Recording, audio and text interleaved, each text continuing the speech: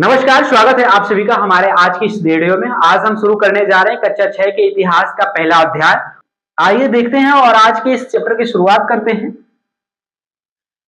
इस चैप्टर का नाम है कैसे पता करें कब क्या हुआ था। इतिहास जानने के स्रोत के बारे में दिया गया है इस चैप्टर में। बहुत आसानी से समझेंगे हम लोग आज के इस चैप्टर को। और इस चैप्टर से आप समझिए कि किसी भी एग्जाम की तैयारी करने जाएंगे आप जब, तो जरूर कोई ना कोई प्रश्न देखने के लिए मिलेगा यहाँ से। ये बहुत महत्वपूर्ण चैप्टर है। तो आइए इसे आप ये समझ करके मत देखिएगा कि क्लास 6 का इतिहास है, भला इसमें क्या ही दिया होगा। तो ऐसा नहीं है, ये बहुत ही महत्वपूर्ण चैप्टर है। इतिहास के बारे में जानकारी मिलती है इससे। तो आइए देखते हैं कि इतिहास के बारे में आखिर जानने के क्या क्या स्रोत है, कैसे हम लोग जानेंगे कि आज से हजारों साल पहले क्या हुआ था। तो सबसे पहले हम लोग जानते हैं कि इतिहास जो है इसको कितने भागों में बांटा गया है। तो इतिहास को 3 भागों में बांटा गया है। आसानी से समझने के लिए इसे 3 भागों में बांटा गया है। पहला है आद्य ऐतिहासिक काल, सॉरी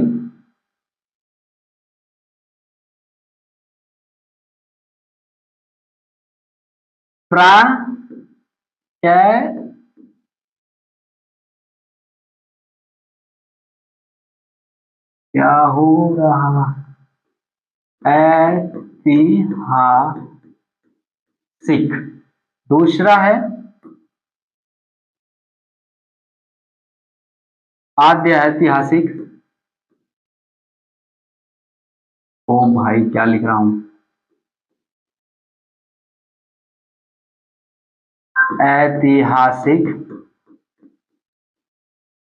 काल।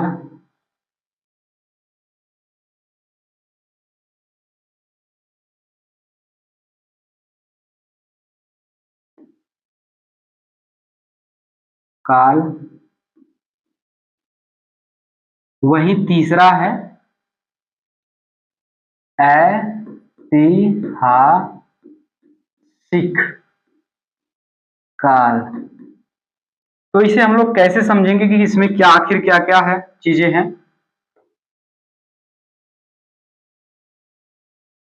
प्राग ऐतिहासिक काल, ये उस वक्त को कहते हैं, उस समय को कहते हैं, उस टाइम को कहते हैं जब कोई भी, जब मतलब इस समय का कोई भी।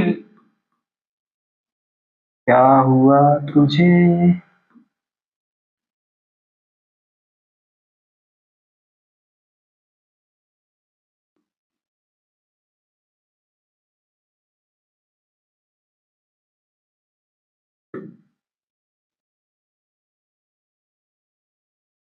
कोई भी क्यों नहीं लिख रहा है भाई, इसे क्या हो गया, इसे कौन सी बीमारी पकड़ ली। इसे ऐसे समझिए कि इस समय का कोई भी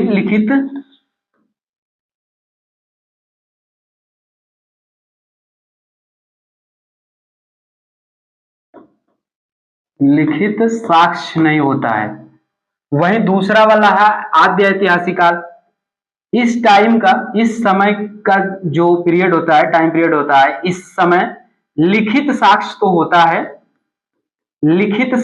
होता है, मगर उसे कोई पढ़ नहीं सकता है। वही तीसरा वाला होता है, इस टाइम में लिखित भी होता है और आप पढ़ भी सकते हैं आसानी से। होता क्या है, लिखित भी होता है और आप पढ़ भी सकते हैं।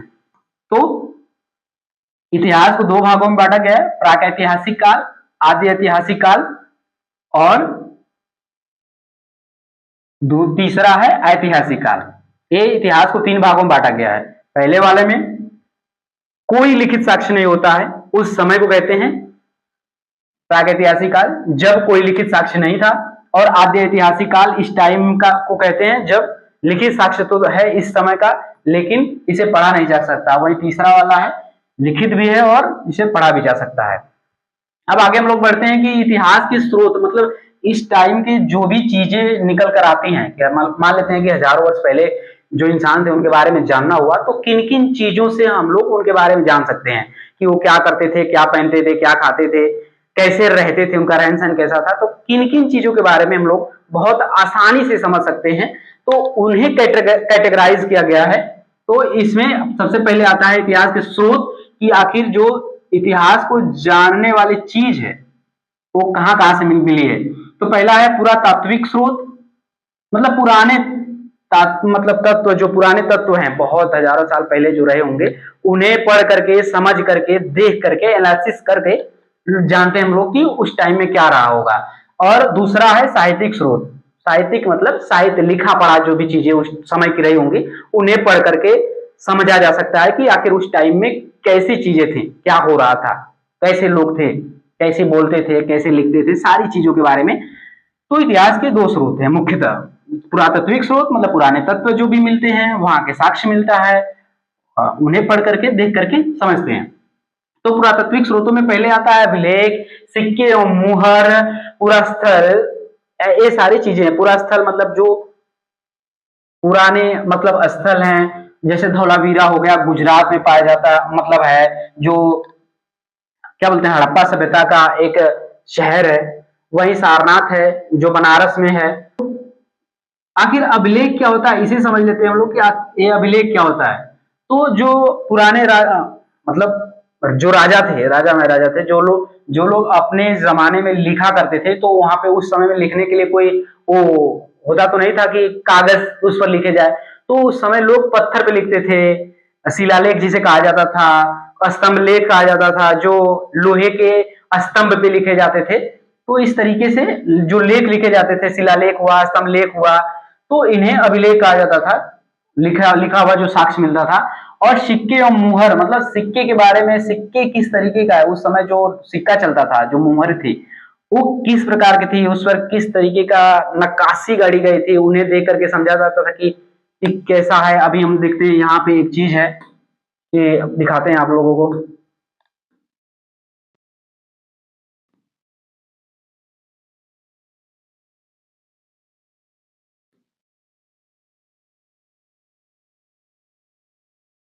जैसे इसे देखिए, ये है, ये एक सिक्का है, गुप्त शासक कुमार गुप्त प्रथम के जमाने का ये सिक्का है। और इस सिक्के में घुड़सवारी करता हुआ दिखाया गया है। तो इससे समझ में आता है कि उस जमाने में जो सिक्के थे उन पे घुड़सवारी मतलब किस तरीके के लोग कलाकार थे कि सिक्के पे भी घुड़सवारी कर लेते थे, मतलब ऐसी भी कला उस समय में मौजूद थी। तो आप समझ सकते हैं, तो एक अच्छे घुड़सवार थे। गुप्त शासक कुमार गुप्त प्रथम को इस सिक्के पर घुड़सवारी करते हुए दिखाया गया है, जिससे हम कह सकते हैं कि वह एक अच्छे घुड़सवार थे। इस प्रकार सिक्के इतिहास लेखन में महत्वपूर्ण योगदान देते हैं। ऐसा नहीं है कि सिर्फ कुमार गुप्त को इस सिक्के पे घुड़सवारी करते हुए दिखाया गया तो समझ लेंगे कि घुड़सवार अच्छे घुड़सवार थे। बहुत सारे राजा थे, अच्छे घुड़सवार थे, लेकिन वो अपने सिक्कों पे इस तरीके की तस्वीरें नहीं उकेर पाए। तो इस चीजों से ये साबित होती है कि हाँ, उस जमाने में ऐसी कलाकारी भी थी और ऐसा कुछ भी था।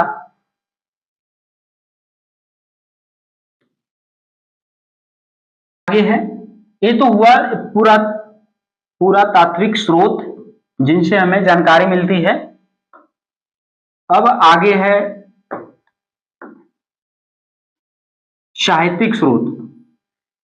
ये साहित्यिक स्रोतों के बारे में ये अच्छा सा नहीं लग रहा है, इसे लेते हैं हम लोग। कौन सा लेंगे, इसे लेते हैं। पूरा तात्विक स्रोतों के बाद साहित्यिक स्रोत को देखते हैं। इसमें आता है साहित्यिक स्रोतों में, पहली तो है धार्मिक ग्रंथ, जो धर्म के बारे में लिखी गई हैं, धर्म से जुड़ी हुई हैं, जैसे वेद हुआ, महाभारत, रामायण चीजें हैं। आगे है धर्मनिरपेक्ष ग्रंथ। इनसे ऐसी पुस्तकें जो धर्म से हट के हैं, थोड़ा अलग हैं, इनके बारे में, इनके ऐसी पुस्तकों के बारे में भी पता चलता है। तो इसमें अर्थशास्त्र, जिसे कौटिल्य ने लिखी थी, राज तरंगिणी है, इसे कल्हड़ ने लिखी थी। वहीं आगे है विदेशी यात्रियों का विवरण। इनसे बहुत अच्छी, ये भी है एक तरीका जिससे पता चलता है कि आखिर उस समय में क्या हो रहा था। तो हम लोग मान लेते हैं कि आज से हजारों साल पहले कि किसी टाइम में जानना चाहते हैं कि आखिर उस समय में क्या था, कैसा था। तो ये भी देख सकते हैं हम लोग कि उस टाइम में कोई विदेशी व्यक्ति तो नहीं आया था भारत भ्रमण पे, और वो अपने लेखन में, अपने यात्रा वृत्तांत में क्या लिखा है भारत के बारे में या उस स्पेशल जगह के बारे में। तो इसमें सबसे पहले आता है मेगास्थनीज, जो इंडिका नाम की पुस्तक लिखा था। ये एक अच्छा साक्ष्य है, साहित्यिक साक्ष्य है, जिससे भारत के बारे में बहुत आसानी से समझा जाता है, मतलब समझ सकते हैं पढ़ करके। वहीं अगला है फायान, ये इसका यात्रा वृत्तांत है, यात्रा वृत्तांत, इसके बारे में भी समझ सकते हैं। इसमें इसके बारे में जानकारी मिलती है गुप्त साम्राज्य,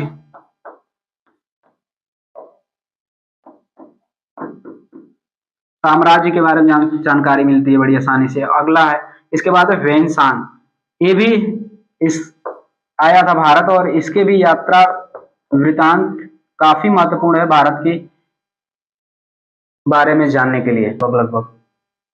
और जो भारतीय पुरातत्व है, इसके जनक माने जाते हैं, अलेक्जेंडर कनिंघम। अलेक्जेंडर कनिंघम को भारतीय पुरातात्विक विभाग के जनक माना जाता है। तो ये रहा आज का क्लास। वीडियो कैसी लगी कमेंट करके जरूर बताइएगा। फिर मिलते हैं अगले दिन अगले चैप्टर में। धन्यवाद।